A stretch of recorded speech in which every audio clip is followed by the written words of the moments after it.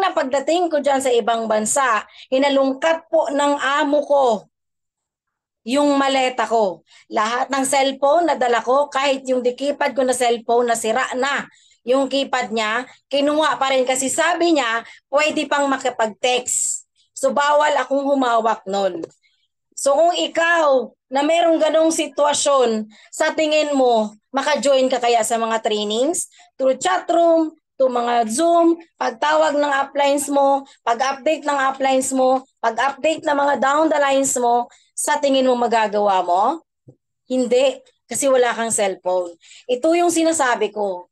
Pag hindi ka didiskarte at hahanap ng paraan para magawan mo ng paraan yung buhay mo, walang mangyayari sa'yo. Ano yung ginawa ko? Since meron akong alagang bata, ang alaga kong bata, meron po siyang sariling iPad. Para magawa ko yung negosyo kasi gustong gusto kong may magbago sa buhay ko, ang laruan ng bata, binubuhos ko po yan sa loob ng kwarto. Di baling late akong matulog, ang importante maka-join ako sa training at makapanood ako ng mga video training na pinapasa ng upline ko. Anong ginawa ko? Ang iPad ng bata, nakasulat ay Arabic. Ang iPad ng bata, walang Facebook, walang Messenger, walang TikTok, walang Snapchat. Tanging nandun is YouTube. Paano ka makakapasok sa Facebook kung ganun yung apps na nandun sa loob ng iPad? Ano kaya yung gagawin mo kung ikaw sa sitwasyon na ganun? Guys, sa totoo lang, kailangan magiging determinado ka para magawa mo ng paraan. Anong ginawa ko? Pumunta ako sa Google, nag-search ako ng Facebook login. Lamang makapasok yung Facebook ko. So that's the time na nakachat ko yung upline ko, nakapag-training ako, nakasabay ako. Ang training sa chatroom alas 10 ng gabi dito sa Pilipinas. Diyan sa ibang bansa alas 5 ng hapon. Anong diskarte ko para makapasok? Ang bata na alaga ko, sinadya ko yung papatulugin, kahit tulog na yan, hindi ko yan pinapalabas sa loob ng kwarto. Bakit? Kasi gusto kong tapusin yung training na yun. Bakit kailangan nating mag-training? Alam naman natin, lahat tayo nag-start sa negosyo na to, walang alam. Tama? Hindi naman natin to linya. Basta-basta lang tayo pumasok kasi nai-inspire tayo sa mga nangyayari sa iba. Kaya dinaskartihan ko na. Since wala akong alam, wala akong kamuang-muang sa mundong ganito. Kaya doon ko siya pinag-aralan. Hanggang sa dumating yung time na yung bata marunong nang magsalita. Magsusumbong na siya sa nanay ko, sa nanay niya. Ang ginawa ko, ano naman, pinag-aralan kong magsalita ng Arabic para lang mabilihan ako ng cellphone ng isang kasama ko dyan. Nakita niyo isang kasama ko dyan? Yung may turong na yellow? Isa po yung Ethiopiana. Hindi ko po yan siya makakalimutan. Binigyan ko siya ng 500 real para lang makabili ng cellphone ko. Ako pa yung bumili ng memory card niya kasi pauwi na siya that time. Sabi pa niya sa akin, Jane, alam mo naman na bawal tayong mag-cellphone. Maiiwan ka dito, ako aalis na. Buhay mo ang kapalit pag gagawin mo. Sabi ko sa kanya, isang beses lang akong mamatay, pero maraming beses akong mabuhay. May mga anak akong naghihintay. Bakit hindi ko gagawin? Katulad ng karamihan na nandito, single mom din ako na merong 3 anak. Almost 7 years na po kaming hiwalay. Walang sustento, ni hindi nga nakilala niya yung tatay niya, yung bunso ko, hindi niya kilala yung tatay niya. Bakit hindi ko gagawa ng paraan? Ang rason ko una, yung anak ko, yung mga anak ko, wala nang ang tatay, malayo pa yung nanay. Anong klaseng magulang ako? Na kung time na ibubuli sila ng ibang tao, nung time na kailangan nila ng nanay para sumbungan ng problema nila, pero wala ako. Hindi sapat ang video call. Hindi sapat ang usap-usap lang. Kailangan nila ng atensyon mo. Kailangan nila ang presence mo. Kailangan nila na nandyan ka sa tabi nila at maging karamay nila. Yun yung pumasok sa puso at isip ko. Kaya ginawa ko siya. Sabi ko sa kanya, huwag kang mag-alala. Dala ko yung buhay ko, ipaglaban ko. Guys, within 1 year, hindi ko po alam ang ringtone ng cellphone ko. Saan niya nakatago? Dito sa harap, sa baba. Paano ang posisyon? Yung screen ng cellphone, yun yung nakadikit sa balat. Para kahit tatakbo ako, hindi yan mahulog. Kasi kung italikod mo yan, maslide yan. Hindi ko rin pwedeng itago dito. Excuse po ha sa mga lalaki. Hindi ko po siya tinago dito kasi pag magbukol, makikita ng amo ko. Hindi pa naman ako pinagpalad. Di ba? Hindi ako pinalad. So makikita. Kaya ang ginawa ko, tinago ko sa baba. Whatever it takes, wala siyang makikita. Kailangan natin ng diskarte. Kailangan na gumawa tayo. Bakit? Wala pa man ako sa negosyong to. Sabi ko na sa sarili ko, kung hindi ako gumawa ng paraan, hindi ako makapunta sa ibang bansa. Why? Bakit yung kwintas ko buto? Nakapag-asawa lang naman ako na super mabait. Super bait. Yung kahit tulog, mabait pa din. 'Di ba? Babae, sugal, adik. Ilang beses na akong muntikang patayin.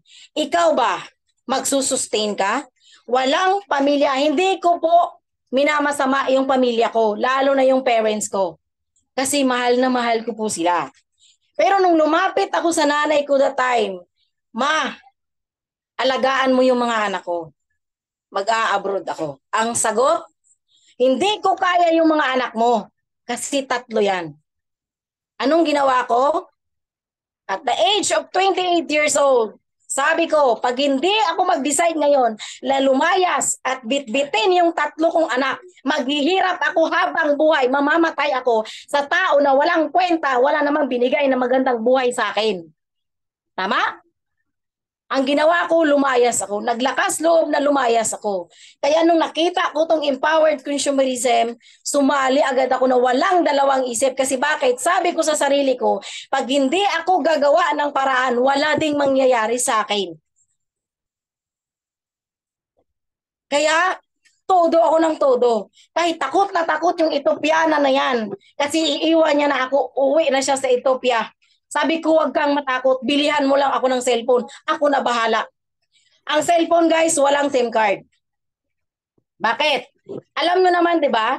Makabili ka ng SIM card pag meron kang ikama. Tama. Kailangan merong permit mula sa amo mo. Sikreto yun eh. Paano ako kukuha ng permit mula sa amo ko? Alam nyo kung anong ginawa ko? Diskarte lang. Pinoy tayo eh. Gagamitin natin yung utak natin. Sorry pero kailangan natin niyang pagganahin. Kasi ang Pinoy, mas malawak yung pag-iisip kaysa ibang lahi. Tama or tamang-tama? Anong ginawa ko? Yung iPad ng bata na nakakonek sa Wi-Fi, pilit ko po yung pinupurgat doon sa Wi-Fi. Yung connection niya. Why? Anong purpose doon? Para ibalik ko sa amo ko, tapos i-connect niya ulit sa Wi-Fi. Paulit-ulit ko yung ginagawa hanggang sa nagsawa siya. Anong sinabi niya sa akin? Jane, give me a paper and ballpen. I will write the password. Anong magagawa mo? 'Di ba? Swak na swak. Kasi bakit? Anong mas maganda? Sasabihin o isusulat? 'Di ba mas maganda isulat? Pwede mong itago paulit-ulit. Since sinulat niya, pinasok ko na agad sa cellphone ko. Libre na ako ng Wi-Fi, nakahataw pa ako. 'Di ba? Diskarte ang kailangan, guys. Yun po talaga yung totoo. Hanggang sa nagawa ko siya. Hanggang sa nabuo ko yung grupo ko. Ang ginawa ko, na-inspired lang ako sa mga tao na umaakyat sa MOA Arena. Pinapanood sa akin ng upline ko yung video. Ang ganda ng mga damit nila. Kumikinang-kinang. Sabi ko, ako na yung next. Aakyat din ako dyan. Gusto ko yung damit ko kinang-kinang din. Guys, pangarap lang yung lahat. Sinambit ko lang yung lahat. Good news. Within 1 year, sabi ng upline ko, Parts, congrats. Silver executive ka na. Ang laman ng DTC mo, 191,000 pesos, umuwi ka na. Walang kaduda-duda. That time, pandemic pa. August 16, kaka-open ng airport, pinag-awayan namin ng amo ko. Kasi sabi ko, uuwi ako kahit anong mangyari. Sabi ng amo ko, ikaw ang magbabayad ng ticket mo. Sabi ko, bakit ako? 3 years akong nagtatrabaho sa'yo. Bakit ako ba yung magbabayad? Obligasyon mo yan. Sabi niya, may kontrata ako. Sabi ko, may kontrata din ako. Pinaglaban ko yun. Hindi niya ako kinuna ng ticket. Anong ginawa ko? Nagdala ako ng tubig at biskwit sa loob ng kwarto. Alam niyo na kung anong dapat gawin. Nagkulong ako sa kwarto ng isang araw para kunan niya ako ng ticket. On that day, on the spot, meron ako agad ticket. Sabi niya, Jane, you're ready to go to Philippines. Hindi, ang saya-saya ko. Pandemic na pandemic ha, magkano yung ticket na tayo? 5,000 real, 6,000 real. Lumipat ako mula Saudi, August 16, nakarating ako ng bahay September 12 dahil sa quarantine. Pero hindi ko yun inalintana. Bakit? Karamihan sa OFW hindi umuwi that time. Ang rason, walang pera. Walang trabaho pagdating dito sa Pilipinas. Ako, ang lakas ng loob ko na umuwi. Bakit? May perang naghihintay sa akin eh. Alam ko kasi yung ginawa ko. Di ba nakapagtataka? Maraming distributor na umabot na ng 2 years, 3 years, wala pa rin nangyari. Pero guys, sundan mo kung ano yung tinuturo ng upline mo. Gawin mo kung ano yung tinuturo at sinasabi niya sa'yo. Bakit? 1 year lang guys, proven and tested ko yan. Nakapag-for good ako. Oo, madarating sa time na sad-sad ka sa hirap. Ngayon lang yan. Ngayon lang yan. Magbabago din yan. Kasi kung wala kang gagawin ngayon, for sure, next year, yung buhay mo ngayon, buhay mo naman yan next year. Ang tanong, papayag ka ba na yung buhay mo ngayon, maging buhay mo pa rin next year? Na walang pagbabago? Kailangan nating lumaban. Kailangan nating dumiskarte. Kailangan natin yung gagawin. Tayo mismo. Hindi si upline, hindi si crossline, hindi si downlines. Tayo. Thanks God. Kasi bakit? Dahil sa ginawa ko, dahil sa support ng upline ko, at dahil kay empowered consumerism, ngayon, nakakasama ko na yung mga anak ko. Andito na ako sa Pilipinas. Next slide po, Master. Hindi po ako galit, guys, ha? Nagpapaliwanag lang po, ha? Ayan. Yan yung time na umuwi ako. Ganyan po yung posisyon namin. Actually, meron pa yan sa loob ng eroplano. Naka-face shield pa yan. Ang saya ko that time. Kasi uuwi na ako. Makakawala na ako sa kulungan. Akala nyo, hindi kayo nakulong dyan? Kulong na kulong kayo. Lalo na pag wala kayong day off. Pag day off nga kayo, isang araw lang. Pagbalik, trabaho na naman. Kasi yung oras nyo, binabayaran ng amo nyo. Ginamit ng amo niya, ninyo, yung pera niya para gumaan yung trabaho niya. At kayo, tayo, yung naging instrumento. Ngayon, pag hindi mo yan puputulin, aabot ka po ng ilang years. Try guys, ganito yung gagawin nyo. Marami kayong OFW na nakilala. Tanungin nyo sila ilang years na sila sa ibang bansa. Kung lumagpas sila sa taon na ilang taon ka nang nagtatrabaho ngayon, kakabahan ka na. Kasi kung hindi ka gagawa ng paraan ngayon, yung buhay na meron sila, yun yung maging buhay mo. Yung umalis ka, 25 years old, fresh na fresh, bagong sibol na bulaklak, pero uuwi ka, menopause na? Payag kang ganon? Yung umalis ka, yung anak baby pa, pero umuwi ka, yung anak mo dalaga na? Minsan uuwi ka, yung anak mo may asawa na? Hindi ba kayo nagtataka na ang dami-daming kabataan, ang bata-bata pa at the age of 16, 17, 18, 19 years old nag-asawa na? Sana wala ang dito. Kahit isa. Sana lang. Bakit? Ang anak natin kailangan ng atensyon. Kailangan ng oras. Kailangan ng kalinga natin. Pero wala tayo. Saan sila lumalapit? Doon sa jowa nila. Kasi ang akala nila na yung jowa nila, yun na yung superhero nila.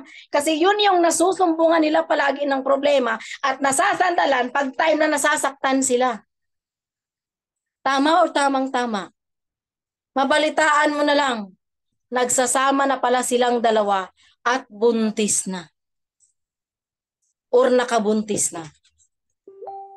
May magagawa ka pa? Wala na. Kaya kung hindi pa yan nangyari sa'yo, please lang, ako yung manghingi sa'yo ng pabor. Gawin mo na to, itodo mo na to. Oo, alam ko yung sahod mo, ganyan lang yan. Pareho po tayo. Diyan din ako nagsisimula. May 3 din akong anak na sinusuportahan. May nanay pa, may kapatid ka. Pero alamin mo, kung paano mo budgetin yung income mo, ikaw kasi yung mag-budget niyan. Hindi kasi sila. Ikaw kasi yung nagtatrabaho, hindi sila. Huwag mong hayaan na didiktahan ka nila para lahat ng sahod mo ipapadala. Try to imagine ilang years ka lang nagtatrabaho dyan na kahit panty mo hindi mo mabili sa sarili mo. Tama? Pagkatapos mong padala, 3 days lang i-message ka. After that, hindi ka nakilala. Magme-message yan ulit kung kailan ka magpapadala ulit. 'Di ba? Ilang years ka na? Same pa rin yung suot mo. Nung papunta ka dyan. Kahit kunting hadiah mo, pilit mong tinatago para lang may pangdagdag ka padala. Ang tanong, kailan mo ba desisyonan? Ready ka na ba kung magre-retire ka? Kung magkakasakit ka, may magbibigay kaya sa'yo ng pera? Kilala ka pa kaya nila na wala ka ng silbi? Yun yung isipin mo. Not all the time na okay ka. Take note, guys. Bakal nga kakalawangin eh. Tao pa kaya? Katawang lupa lang yan. Payag ka? Uuwi ka? Magre-retire ka na? Pag uwi mo, magbabantay ka na lang ng apo mo? Hindi mo na ma-enjoy yung buhay mo? Tapos pag hindi pa kumpleto yung ipapadala mo, magagalit pa sila? Para sa akin, mas pabor ako sa ganito. Magpadala ng buo, kulang nagre-reklamo. Pero magpadala ka ng kalahati, kulang magre-reklamo. Para sa akin, pabor ako sa kalahati lang ipapadala ko. Bakit? At least may natirang kalahati sa akin. Na whatever happen, magkakasakit man ako, uuwi man ako, may pera akong mabubunot. May pera akong magagamit. Hindi ako mangangapa at luluhod sa harap nila para humingi lang ng tulong. Kasi meron ako. Huwag kang papayag. Naaabutan ka ng 40 years old, 50 years old, 60 years old, nandyan ka pa rin sa ibang bansa. Please lang, tuldukan mo na. Tama na. Unahin mo naman yung sarili mo. Mahalin mo naman yung sarili mo. Kasi kailangan niya yun. Okay? Mas masarap po umuwi, guys. Sobrang sarap. Lalo pa't makakasama mo yung mga anak mo. At mahal mo sa buhay. Ayan, next slide po, Master.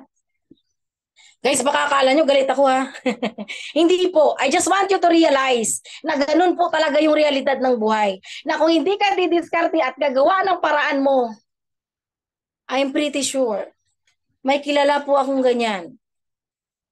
25 years old, 25 years, nasa ibang bansa pa rin, nagtatrabaho. No, 45. Yan.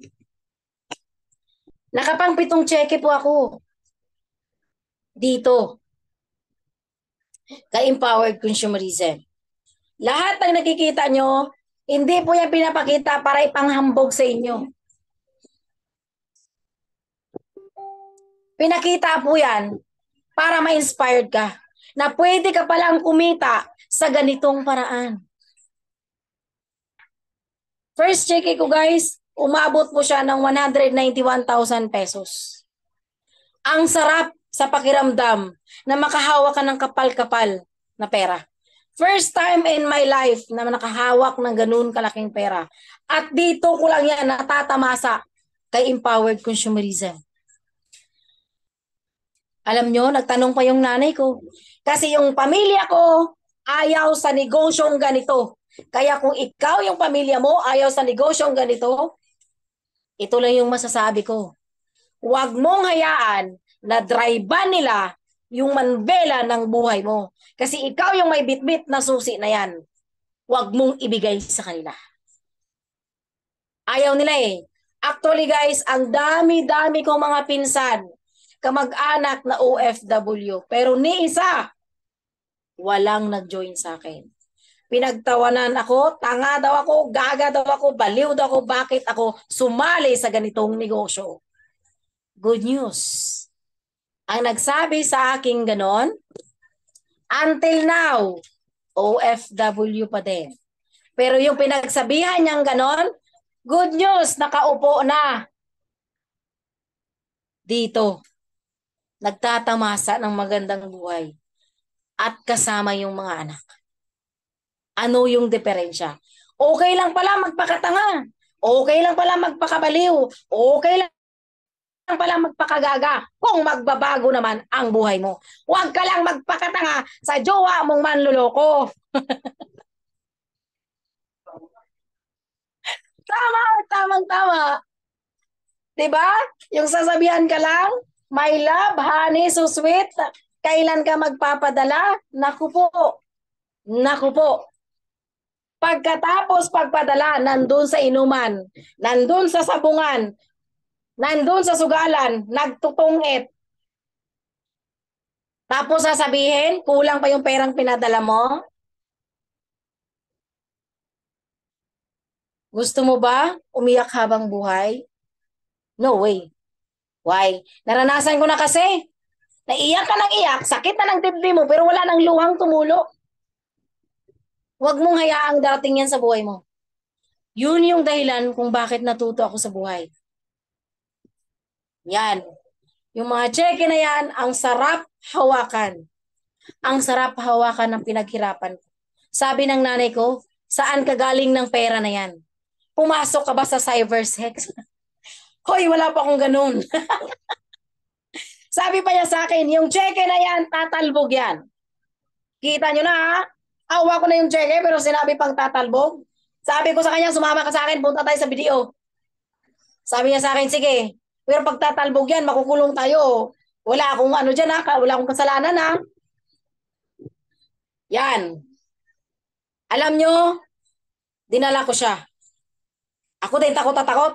Kasi syempre tayo, pag sasabihin nilang ganun, maniniwala agad tayo eh.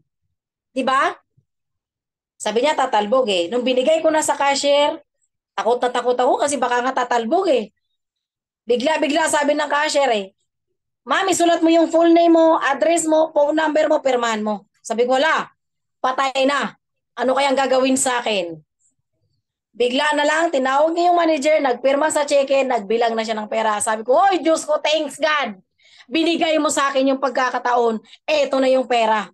Ipapakita ko na sa kanila na totoong-totoo yung ginagawa ko. Paglabas ko ng bangko, sabi ng nanay ko, kamusta? Binuksan ko yung bag ko, pinakita ko sa kanya. Alam nyo kung anong sinabi? Isara mo yan yung bag mo. Mamamatay tayo niyan. Tingnan nyo kung ano yung negative na sinasabi. May pera na at mamamatay ka ba? Sabi ko, bakit mamatay tayo? May pera naman tayo. Sabi pa niya, pandemic ngayon eh. Baka naman, anong gagawin sa atin yan? Mamamatay tayo dyan. Ma-hold up tayo. Sabi ko, paano may hold up? Nasa loob ng bag ko. Paano nila malalaman na may pera sa loob ng bag ko? Sabi niya, uwi na tayo. Sabi ko, sige, uwi tayo. Pag uwi sa bahay, binuklat ko yung pera. Since nakapikit, tinanggal ko lahat ng pikit. Doon ko nilagay sa sahig. Anong ginawa niya? Sinara lahat ng bintana. Lahat ng pinto, sinara. Kasi takot na takot pala siya. Kasi first time sa buhay niya na nakahawak pala ng ganun kalaking pera. Kaya ikaw na nakikinig ngayon sa akin, kung hindi ka gagawa ng paraan, ngayon din, bakit ngayon? Bakit hindi mo ipabukas? Guys, today is a gift. Hindi mo alam yung bukas mo. Hindi mo pa yan alam. Misteryoso pa yan. Kaya dapat ganun ginawa mo na. Para yung bukas mo, maging maganda yung kwento niya. Kasi bakit? Pangit na kasi yung background natin. Pangit na kasi yung kwento natin. Gusto mo bang maulit pa? 'Di ba? Kaya ko siya ginalingan, kaya ko siya ginawa kasi bakit? Pangit kasi yung background ko.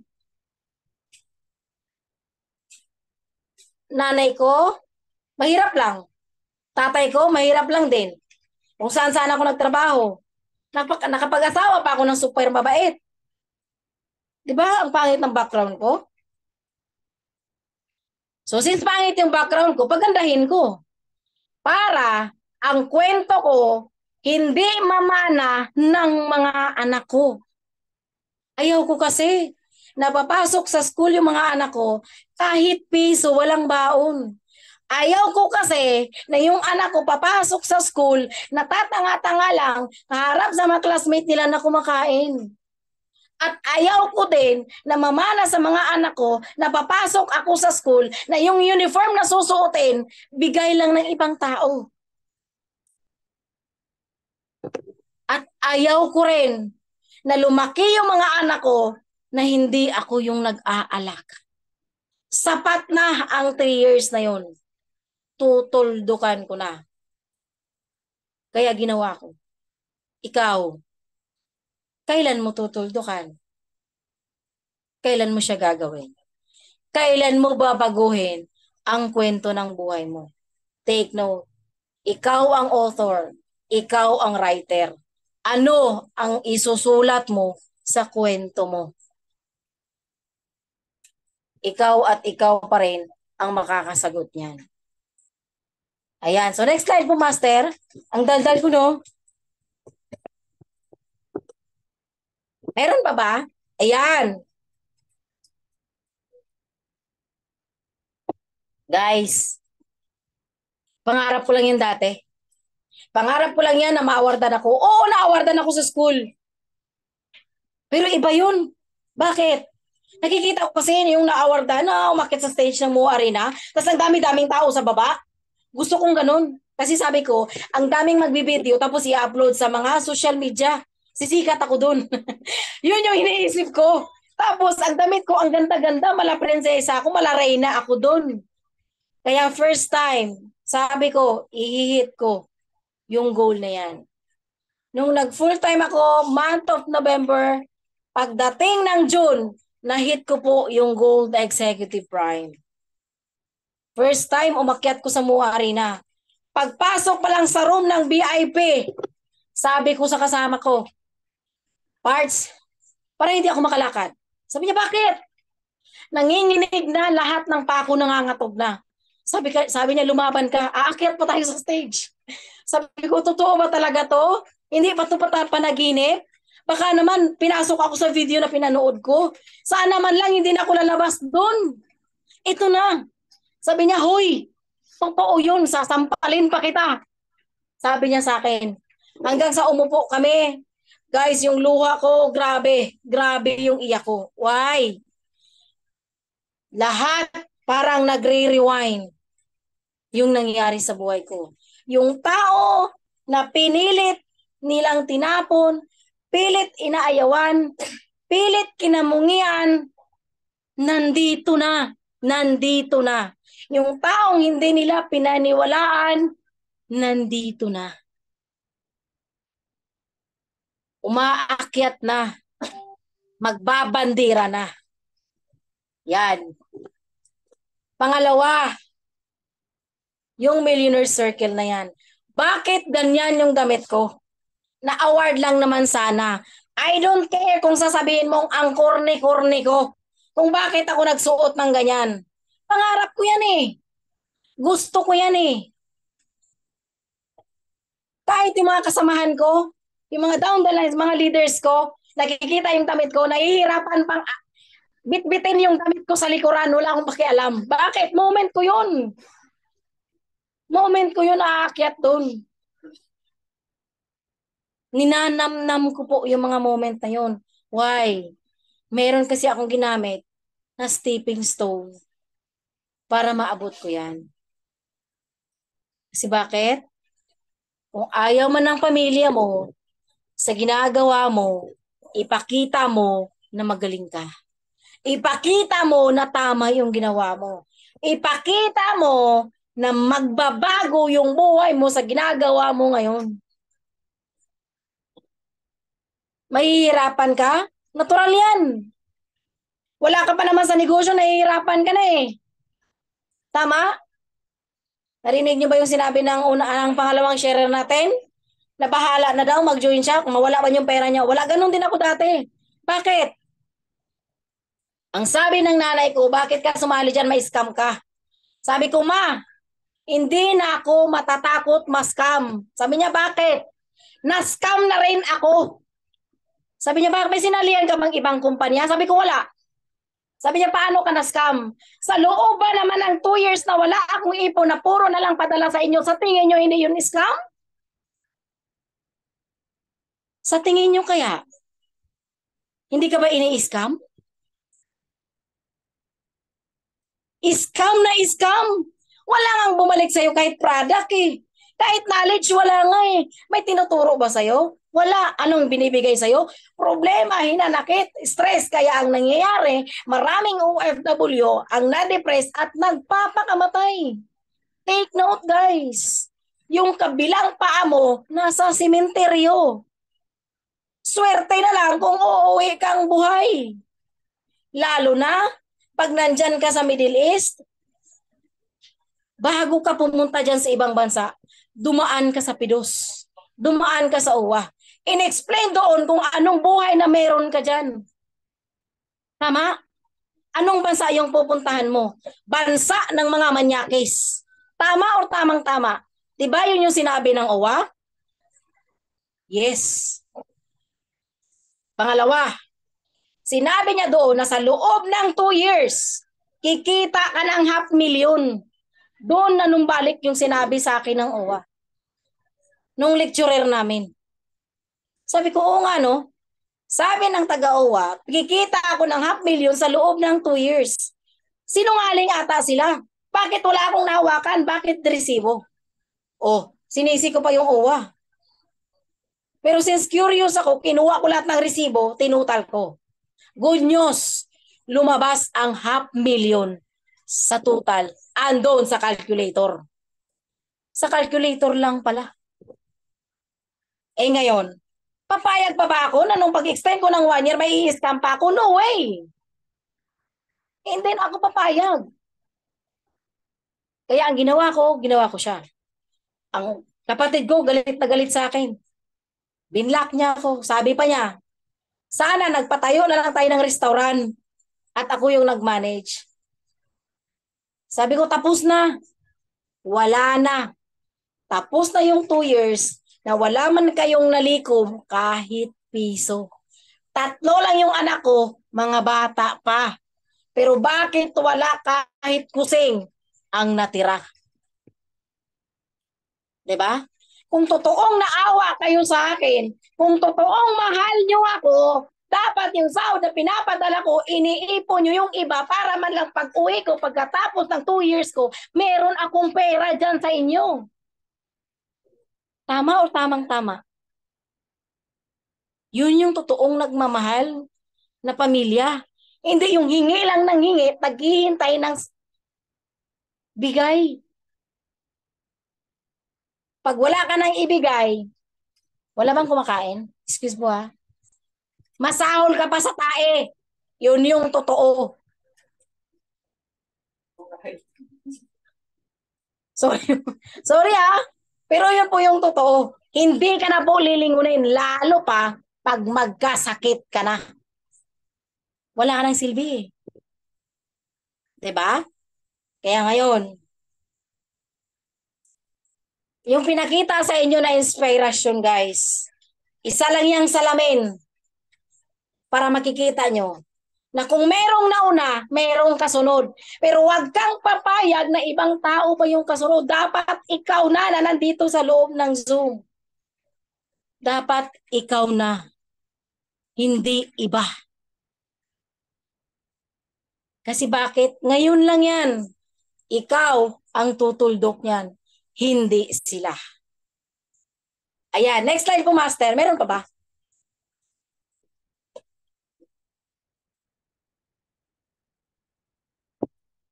Ayan. Di ba ibang-iba na sa dati? Kung yung dati, namong problema sa necklace na buto, ngayon naman namong problema sa bilbil. Di ba? Ibang-iba ang buhay na ibibigay sa iyo ni Empowered Consumerism. Free travel, free time, financial, ibibigay yan sa iyo. Bonus na yan. Trabahuin mo lang. Di ba? Nakita niyo yung before? Ang laki ng pinagkaibahan. Guys, ulitin ko. Pangarap lang po yan dati. Sinasabi ko lang yan dati. Nasa isip ko lang din yan dati. Pero nagkatotoo. Ano ba naman yung buhay ko? Di nga ako nakagraduate ng high school eh. Lumaki ako sa probinsya na walang kuryente. Ikaw ba? Payag ka? Na yung buhay mo dati, magiging buhay mo ngayon? Magiging buhay mo in the future? Para sa akin, no? Gusto kong enjoy yung buhay ko. Ang sarap kaya. Bata ka pa? Nai-enjoy mo yung buhay mo? Ito guys, hindi lang para sa mga OFW. Dapat ngayon nagdesisyon ka na. Kailangan kasi magdesisyon ka eh. Kasi bakit? Kung yung ngayon, hindi ka nagdesisyon at yung desisyon mo, walang determinasyon yan, wala pa rin mangyayari sa'yo. Kasi ang isip at puso mo, in, out. Pero kung determinado ka sa ginagawa mo, palagi na lang yung in. Mahihirapan ka man, in ka pa rin ng in. Kasi alam mo yung dulo mo is success. Wala ka kasing ibang dulo, guys. Ang dulo mo is success. Pero ikaw yung gagawa. Hindi ibang tao. Ayan, next time po, Master. Meron pa? Parang haba na. Sumobra na ba ako sa oras? Ayan, last na pala. Ayan, guys. So, since tapos na po, ito lang masasabi ko sa inyo, guys. Actually, yung quote na yan, hindi ko yan naiintindihan before. Nung wala pa ako sa negosyo. Nung hindi pa nangyayari sa akin. Pero hindi na yan nawala sa isip ko. Sabi ng isang professor na sumulat doon sa isang journal, sabi niya, who wants to wear the crown? Wear the crown. Sabi ko, ano kayang ibig sabihin noon? Eto pala. Kung gusto mo ng magandang buhay, kung gusto mo ng success, ikaw ang gagawa niyan. Hindi ibang tao. Ang tanong, ano ba ang corona na gusto mong isuot? Isipin mo, lalaki ka man, babae ka man, kung babae ka, you are the queen of your life. You are the king of your life. Dapat ikaw ang unang makipaglaban, hindi yung mga nasa ulihan. Ikaw, hindi yung sundalo mo, kung hindi ikaw dapat ang mangunguna. Ang tanong, anong corona yung gusto mo? Tatanda ka na magiging dependent o tatanda ka na magiging independent? Anong kwento yung gusto mo? Maganda? Magical? Usad? Ang buhay ng tao, parang pelikula. Pero ikaw yung bida. Payag ka ba na katulad ng ibang pelikula na yung bida na namamatay sa katapusan? No way. Dapat manalo ka. At dapat ipapanalo mo kung anong meron sa'yo ngayon. Guys, marami ka mang share na nakikita, marami ka mang share na naririnig, marami ka mang successful tao na nakikita, marami mang nagpapalabas na nakikita mo, nagpapalabas ng sasakyan na nakikita mo. Lahat ng yan, salamin mo lang na yun yung buhay na naghihintay sa'yo. Ikaw pa rin ang gagawa. Kailangan mo pa rin ng action. Ito lang yung masasabi ko. Make a decision right now. At yung decision mo, lagyan mo ng determinasyon. Yung determinasyon na walang sinumang makakatinag na kahit butas ng karayom, kaya mong pasukin, makuha lang yung success mo. Pangatlo, lagyan mo ng action. Actionan mo whatever it takes. Gagapang ka man, okay lang. Basta umuusad ka pa rin. Gapang ka. Kung hindi mo kayang tumakbo, maglakad ka. Kung hindi, gumapang ka. Ang importante, aabot ka sa dulo kasi yung dulo na yan, it's success. Kung ano yung buhay na meron kami ngayon, anong buhay na meron ako ngayon, itong buhay na naghihintay sa'yo. Ang tanong, kailan mo gagawin? Kailan mo babaguhin? So, yun lang guys. God bless. And more power.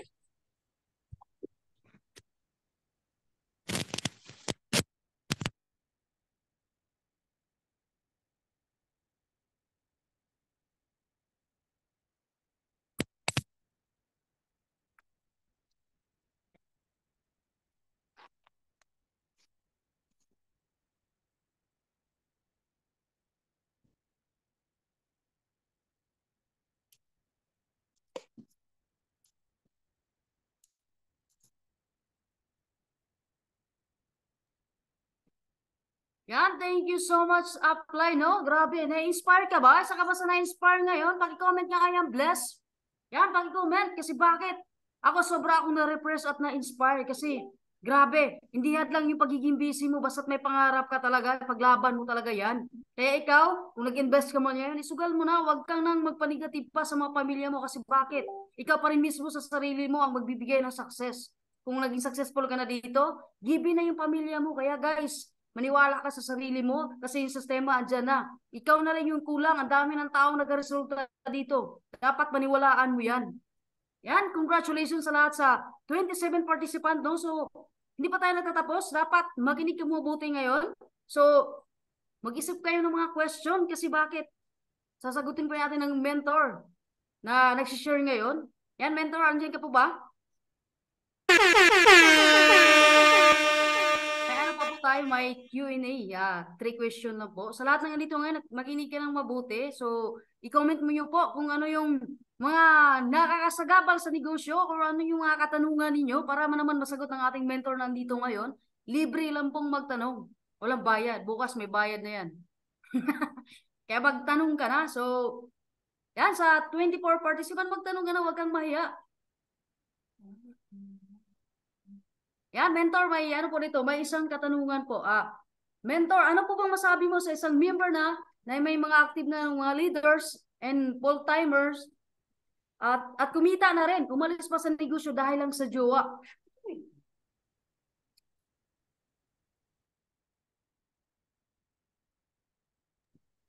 Ayan, ayan. Master, pwede po ba pakiulit yung tanong? Ano yung tanong?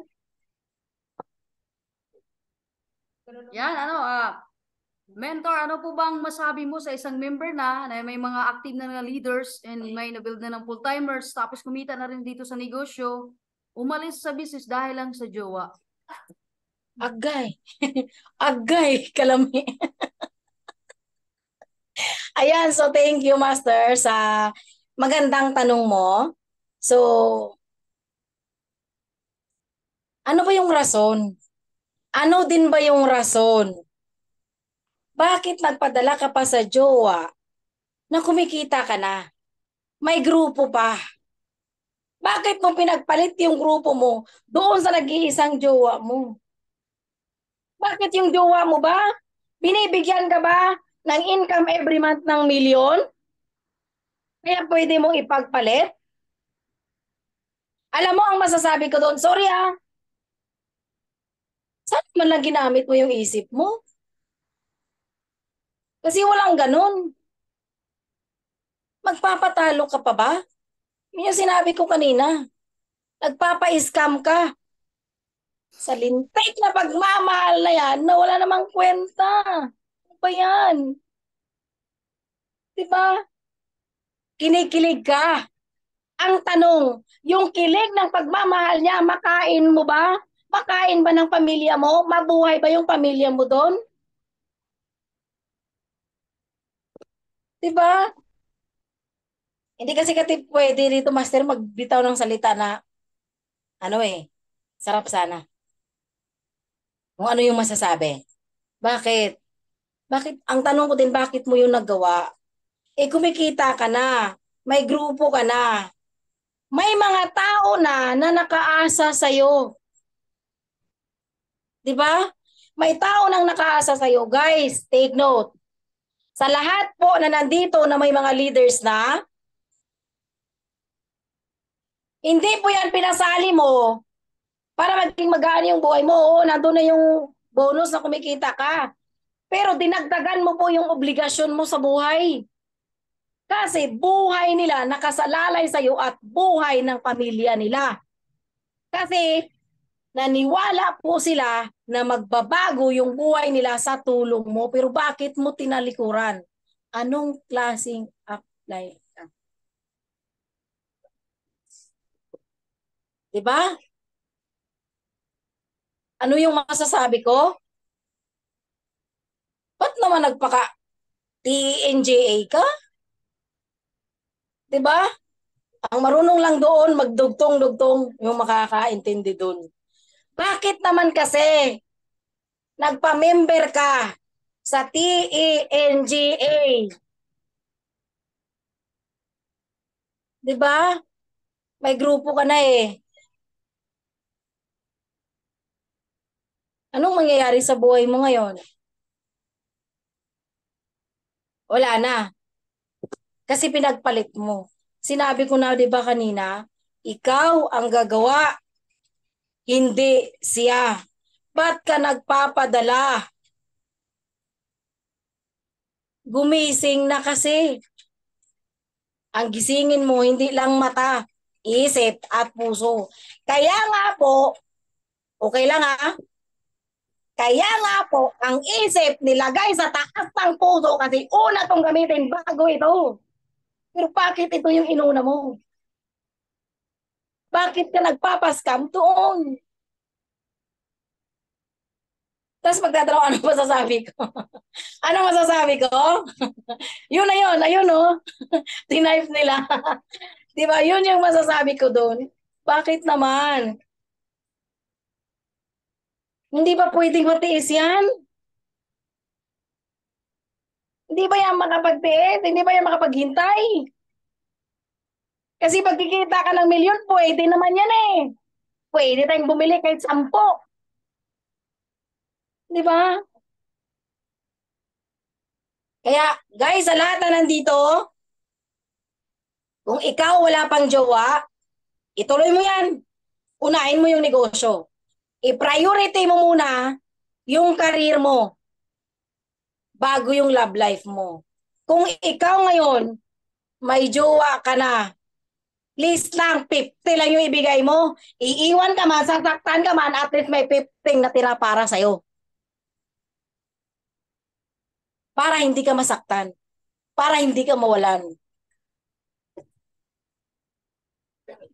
Kaya ikaw ngayon na nakikinig, kung wala ka pang jowa, priority mo yung negosyo. Kasi ang negosyo, magbibigay sa'yo ng magandang buhay. Si jowa mo, magpapabigat lang yan sa'yo. Lalo na pag hindi kumikita. Lalo na pag wala din dito sa negosyo. Ano ba yung gusto mo? Yung kakain ka ng hangin?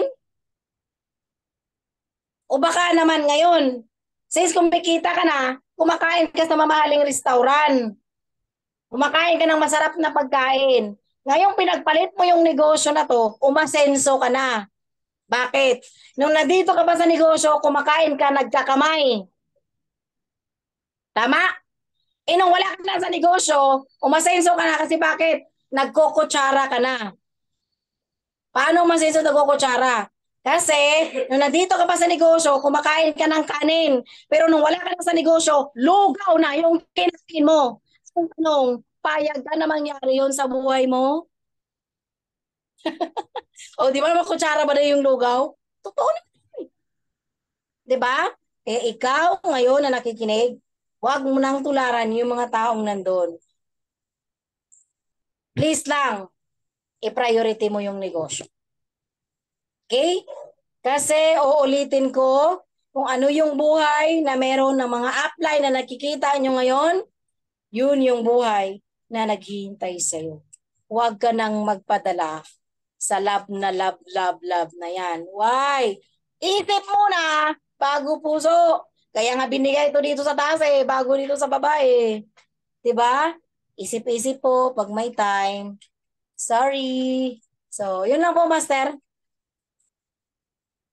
Yan, thank you so much sa upline. So marami bang na ano dyan, na tamaan. Kasi ano lang, dapat i-apply mo sa sarili, walang masama doon.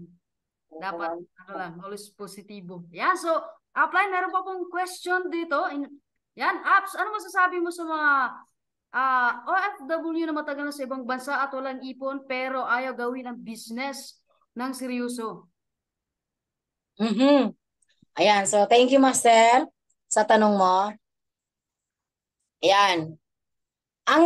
Eto din, bakit? Ano pa ba yung dahilan? Ba't ayaw mo siyang gagawin? Na wala ka nang ipon eh. Wala na ang nangyayari sa'yo eh. Isipin mo to ito, para ma-realize ng lahat. Ilang taon na ba na nagtatrabaho ka dyan sa ibang bansa?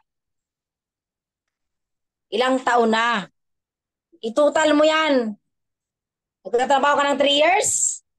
4 years? Ilang buwan sa isang taon? 12. 12 times 4, i-times mo sa 20,000, magkano yung kinita mo? Yan. 5 months times 20,000. Magkano yung kinita mo? Tapos nung tiningnan mo yung wallet mo, walang laman. Wala ka na ang ipon, pero hindi mo pa siya gagawin. Wala ka na ang pera, pero hindi mo pa siya gagawin. Kaya mo nga siya gagawin para magkaroon ka ng pera, magkaroon ka ng ipon. Bakit ayaw mo pang gawin? Ayaw mo bang makapag-ipon? Ayaw mo bang magkaroon ng pera? 'Di ba? Sabihin natin wala pa akong ipon, wala akong perang pang start dito sa negosyo na to. Lahat ng bagay meron pong paraan pag ginusto mo. Pero kung ayaw mo, kaya yun yung dahilan mo. 'Di ba? Sabihin natin, maliit lang naman kasi yung sahod ko. Hindi magkasya. Bakit to nandito ka pa sa Pilipinas, yung income mo 10,000, bakit nagkasya? Bakit to nandiyan ka na sa ibang bansa, nagsahod ka ng 20,000, bakit nagkulang? Di mo ba tinanong yun sa sarili mo? Paraan ang kailangan mo para magkaroon ka at makapag-start ka dito sa negosyo na to. Isipin mo maraming dahilan kung bakit mo siya gagawin. Una, wala kang ipon eh. Pangalawa, wala kang pera eh. 'Di ba? Ilang taon mo na ba pinoproblema yung pera? Until now, problema mo pa rin. 'Di ba?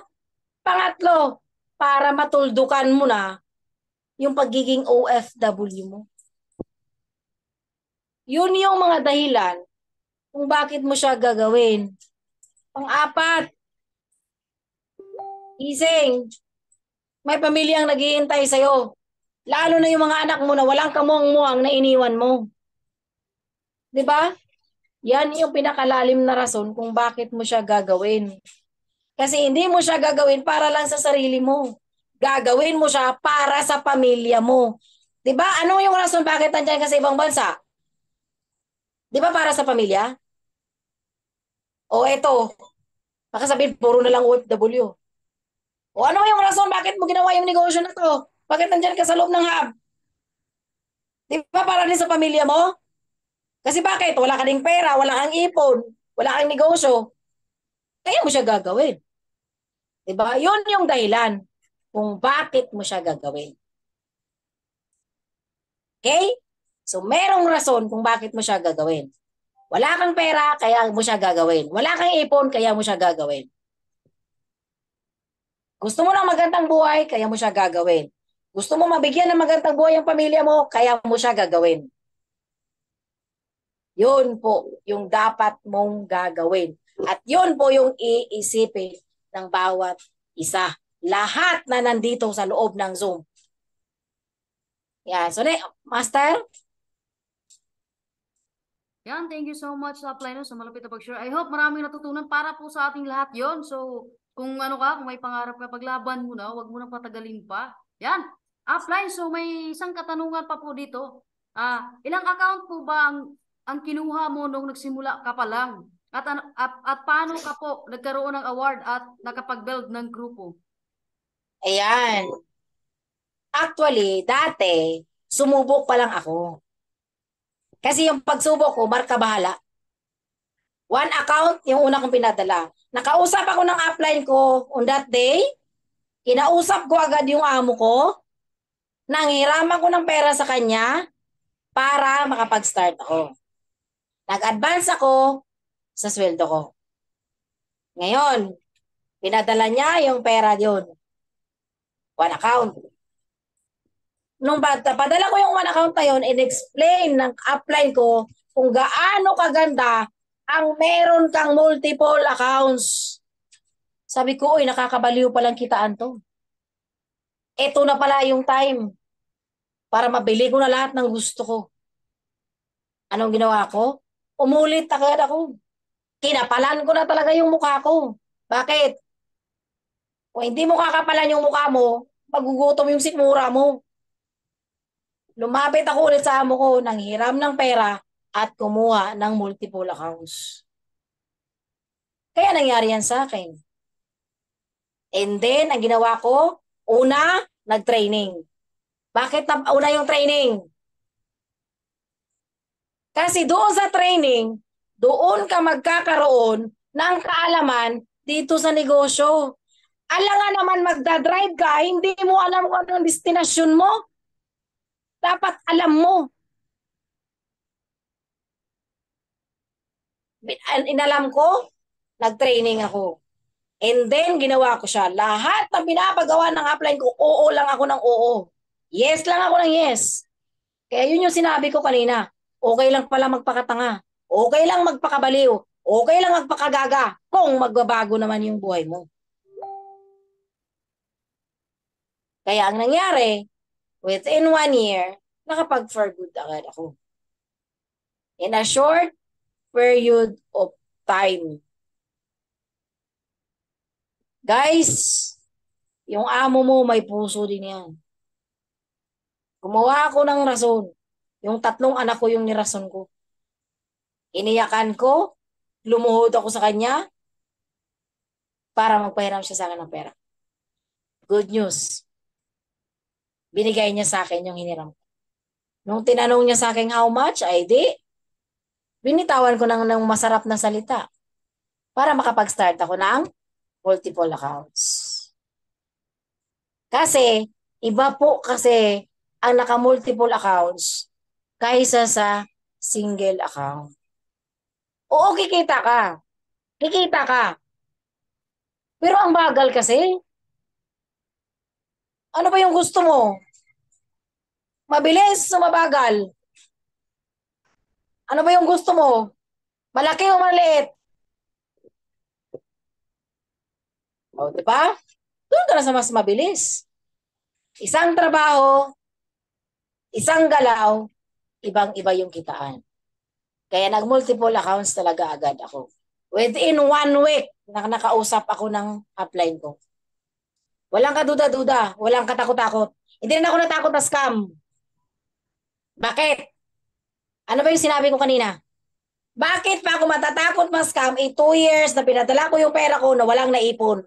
Ano sa tingin nyo, hindi yung scam? Yun yung totoong scam na wala nang bumalik sa'yo. Wala ka pang negosyo. Okay? So dapat, aksyonan mo na siya. Yan, Master.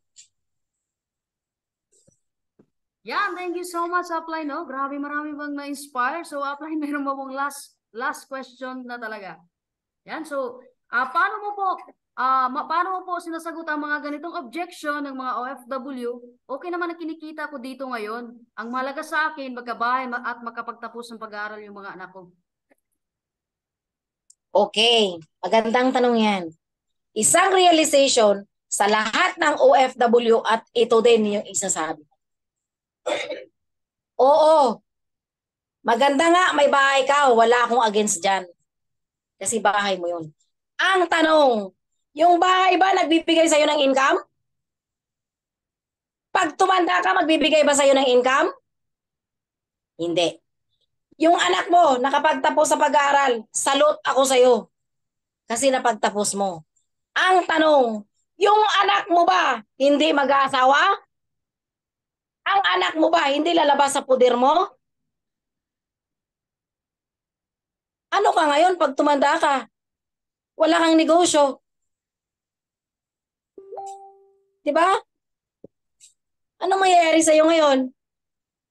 Okay sana kung pagtungtong mo ng 60 years old, diretso kang mamatay. Eh hindi eh. Malay mo, abutan ka pa ng 80 anyos, 90 anyos. Ano gagawin mo? Pupunta sa palengke, magbitbit ng baso at manghingi, magpalimos? Why? Ang bahay, pwedeng pag-agawan ng mga anak mo. Pwedeng patayan ng mga anak mo. At pwede rin palayasin ka doon. Bakit? Relate ako doon eh. Mismo yung nanay ko ang nagpapaalis sa akin sa bahay na pinatayo ko. Bahay lang naman yun eh. Hawak ko naman yung negosyo ko eh. Pangalawa, oo nga, nakapagtapos nga lahat ng mga anak mo sa pag-aaral. Professional nga, may magandang buhay nga. Pero bakit? Pinapaaral mo lang ba yung anak mo para buhayin ka pagtanda mo? Yun ba yung mindset mo? Yun ba yung nasa isip mo? Kaya mo lang sila pala pinapaaral? Kaya mo lang pala sila ginanon para lang pagtanda mo merong bubuhay sa'yo? Hindi naman siguro ganun. Di ba? Saka isa pa, yung anak mo nakapagtapos sa pag-aaral na yan, hindi naman yung pag nakapagtapos na successful na yan. Nung nakagraduate siya, naghahanap ng trabaho, doon pa siya nag-i-start na lalabanan yung totoo o realidad na buhay niya. Bakit yung anak mo nagtatrabaho, nagkapamilya, wala bang problema?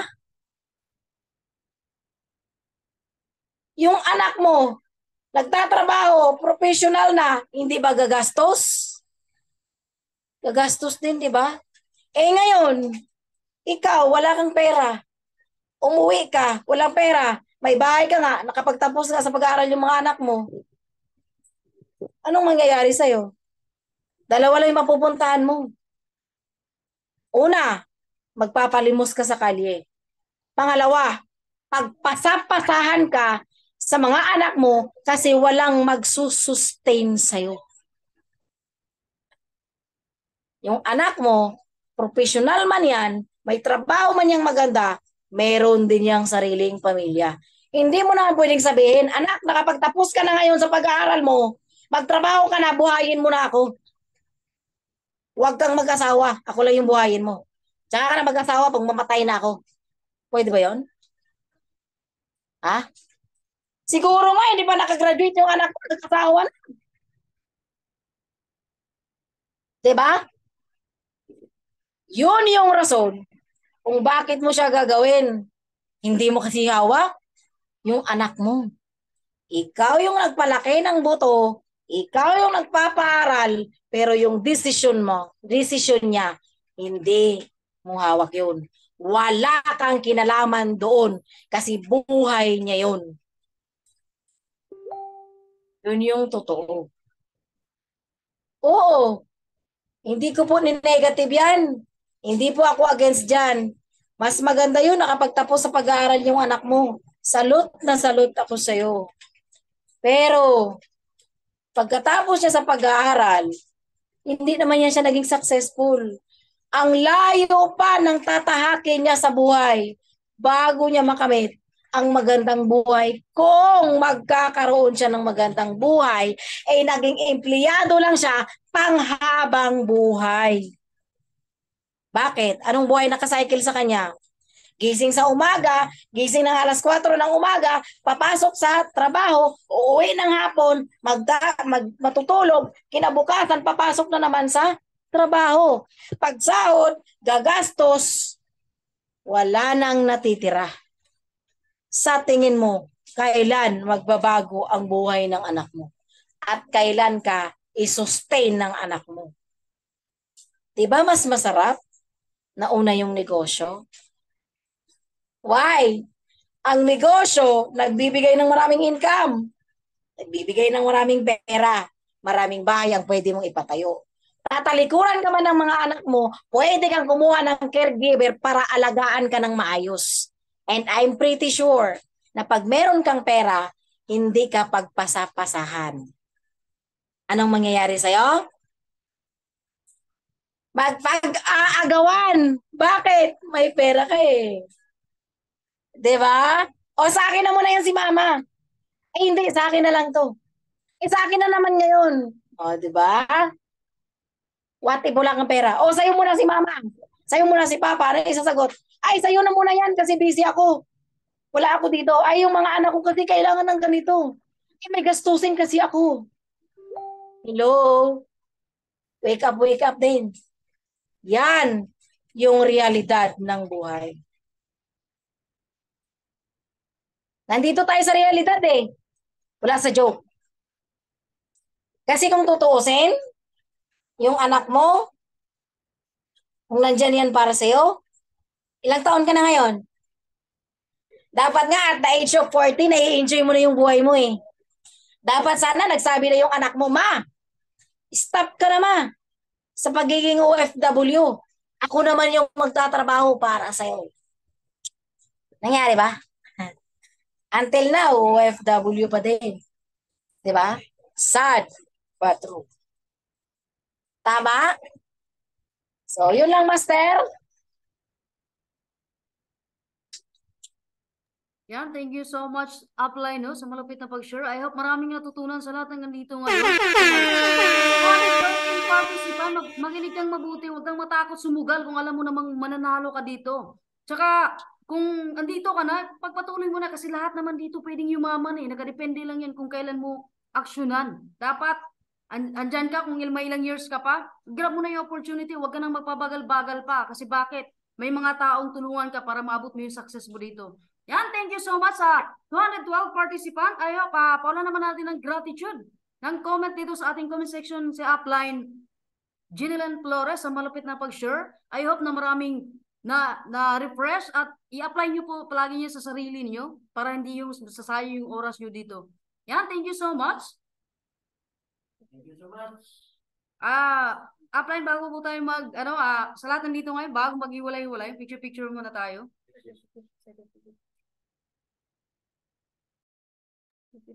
Certificate pa pala. Pwede paki-Tek.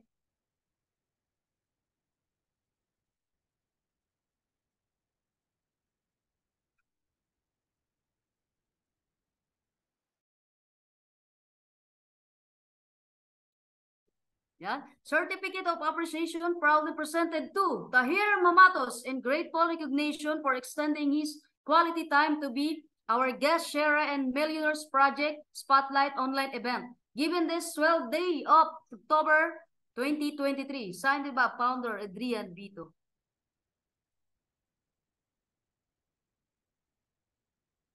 Certificate of Appreciation proudly presented to Beverly Grace Malegre and grateful recognition for extending her quality time to be our guest sharer and Millionaires Project Spotlight online event given this 12 days of October 2023. Certificate of Appreciation proudly presented to Ginilyn Flores in grateful recognition for extending her quality time to be our guest sharer and Millionaires Project Spotlight online event given this days of October 2023. Yan. Congratulations sa lahat ng nandito ngayon, no? Sa 206 participant na natili ka, nag-stay ka, nakinig ka ng mabuti, i-apply mo yan sa sarili mo. Yan, thank you so much. May ano pa ba dyan? May next pa ba?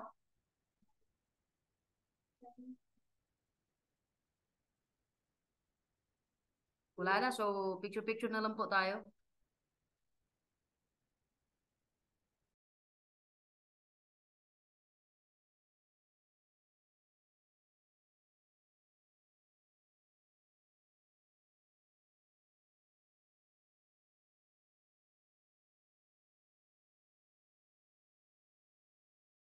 Yan, Tek, ready ka na?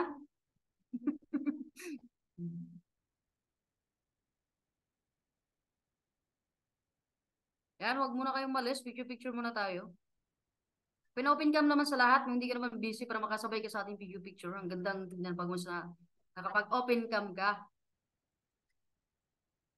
Yan, ready na ba?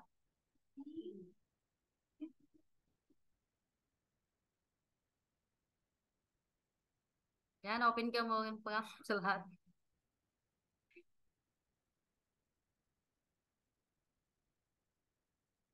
Oh, ang dami nakapag-open cam. So, yan, okay na ba?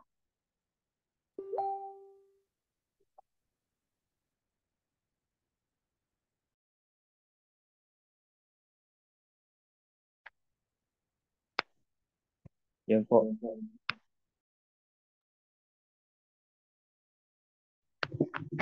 Yan yung speaker and host po muna, yung tatlong speaker tsaka yung and Millionaires post po.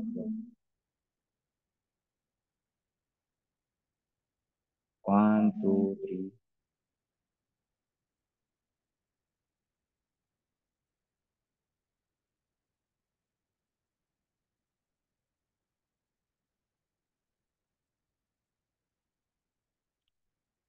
And Project High po, Project High. Project High po. 1, 2, 3. And first page po.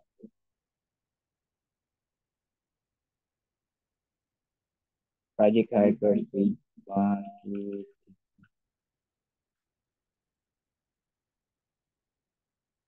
Second page, Project High. 1, 2, 3.